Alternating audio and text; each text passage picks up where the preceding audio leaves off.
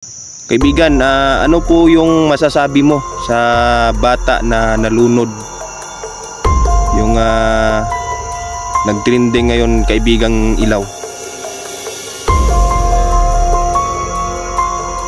Kaibigang Ilaw, ano po yung masasabi ninyo ngayon sa gobyerno natin? Ano po yun? Bangag daw ang mga... Ayan mga idol, no? Malapit na tayo sa kinaroroonan, no, ni Kaibigang Ilaw, no? At ayan, dito tayo dumaan mga idol. Medyo masukal yung lugar dito mga idol, no? At malayo-layo din yung nalakbay natin, no? So ayan, magpapasalamat nga pala ako, no, kay Ma'am Lorna Camiña, no? Maraming salamat kay Janyula Lil Janyula. Ayan, shout out sa iyo. Kay Ma'am tsaka kay Dad, ayan, shout out sa inyong dalawa diyan, no? Sa Goodrow family, no? Shout out sa inyo. Lalo na kay bro, no? Kay Ma'am Eds, ayan, shout out sa iyo Ma'am Eds. Sino pa? Ding Rion Mix TV, ayan, shout out sa inyo. Kaya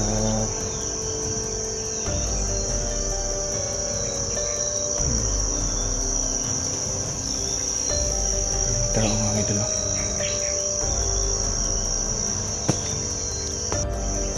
kumalo mga idol, pero may tao.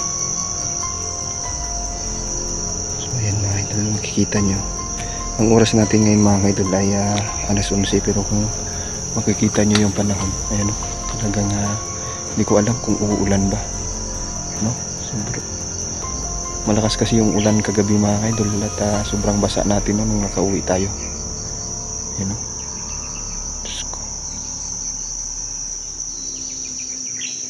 So ayan,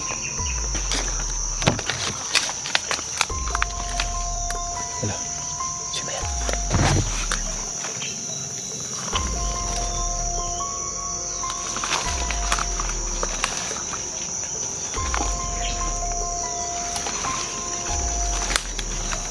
Sige, pika na tayo mga idol.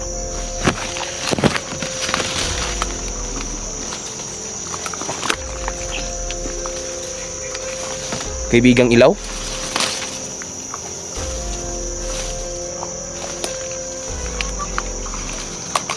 Kaibigang Ilaw nga mga idol. Magandang hapon sa iyo, Kaibigang Ilaw. Tanghali pala. So ayun, no? Magandang tanghali sa iyo, Kaibigang Ilaw, no? Kamusta na po kayo, Kaibigang Ilaw? Ano yung ginagawa nyo dito, Kaibigang Ilaw, at napatawag kayo sa akin? Ano po yun? Wala, sabi ni Kaibigang Ilaw mga idol, no? Kaya mag-iingat daw tayo, no? At lumalakas daw ang kampo ng kadiliman ngayon dito mga idol sa lugar na to, no? Marami na daw kasi mga idol na nagpapanggap, no, na sila yung may-ari sa sandibutan, no? At binabalaan niya tayo na tayo mag-ingat mga idol. So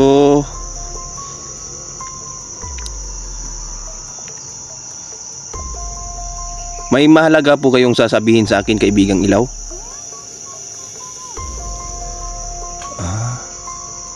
Sabi niya mga idol, sabihan daw natin si Inday tsaka si Niljan, no, na mag-ingat, no, sa mga demonyo, kasi lalabas na daw ang mga demonyo mga idol. Opo kaibigan, sasabihin ko po iyon. Kaibigan, ano po yung masasabi mo sa bata na nalunod? Yung nagtrending ngayon, Kaibigang Ilaw. Ano po yon? Wala, sabi ni Kaibigang Ilaw mga idol, yung bata daw mga idol kinuha daw ng engkanto, no, sa lugar na yun.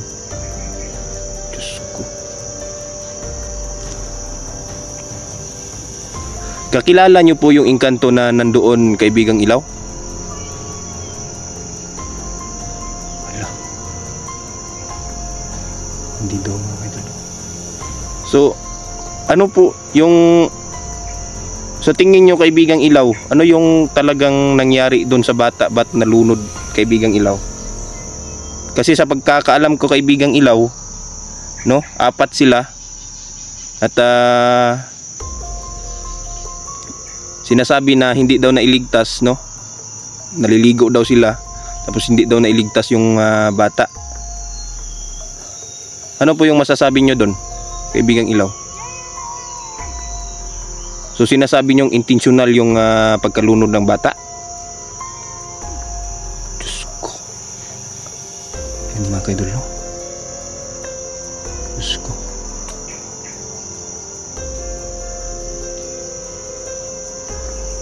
Kawawa yung bata mga kaidol.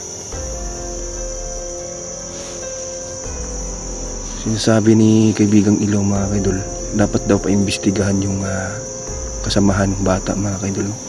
Kasi iba-iba daw kasi yung mga kaidol. Talagang parang may mali doon sa mga sinasabi nila, no? Yun yung sabi ni Kaibigang Ilaw. Ay naku, Diyos ko. Kaibigang Ilaw, ano po yung masasabi ninyo ngayon sa gobyerno natin? Ano po yon? Wala. Bangag daw ang mga nakaupo ngayon sa gobyerno mga kaidol. At sinasabi ni Kaibigang Ilaw, hindi sila magtatagumpay sa pagpapa-impeach kay BP Sara. Yun yung sabi ni Kaibigang Ilaw mga kaidol. Diyos ko. Yung anak ni President Marcos, Kaibigang Ilaw, ano po yung masasabi nyo doon? Kasi siya yung nangunguna ngayon sa impeachment ba? Ano yung masasabi mo ngayon? Ano po yon? Diyos ko, sabi ni Kaibigang Ilaw mga kaidol, bangag din daw, no? Bangag din daw yung anak ni ni President Marcos, no? Diyos ko. Nakakatakot na talaga yung panahon ngayon mga kaidol, no? Lalong-lalo na nalaganap na yung droga sa lugar natin. At sa lahat ng mga kabataan dyan, no, mag-iingat kayo at huwag kayong papasok sa droga, no? Kasi mahirap na talaga, mahirap na sa panahon ngayon, no, na kung papasok ka sa ganyang ganyang bisyo, talagang mahirap na, no? At sa panahon ngayon, hindi na talaga safe sa panahon ngayon. Kaibigang Ilaw, maraming salamat nga pala, no, sa mga nakaraang tulong mo at ako'y nagpapasalamat ng lubos dahil marami kang naitulong sa akin. Maraming salamat, Kaibigang Ilaw.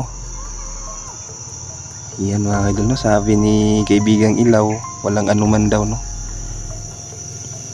Kamusta na nga pala si Diwatang Erika, Kaibigang Ilaw? Okay lang? Sabihin mo kay Diwatang Erika, Kaibigang Ilaw, na maraming salamat din, ha?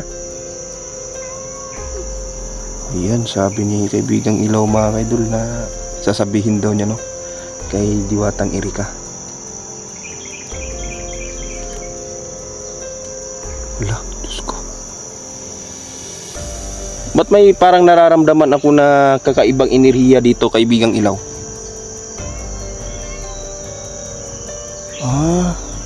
So sinasabi ni Kaibigang Ilaw mga kaidol, gumawa siya dito ng orasyon, no? Kasi marami daw sa kanya, no, yung nagagalit na itim na mga diwende. Diyos ko. So Aalis ka na, kaibigang Ilaw? Ayan mga idol. Aalis na daw si kaibigang Ilaw mga idol. Yan.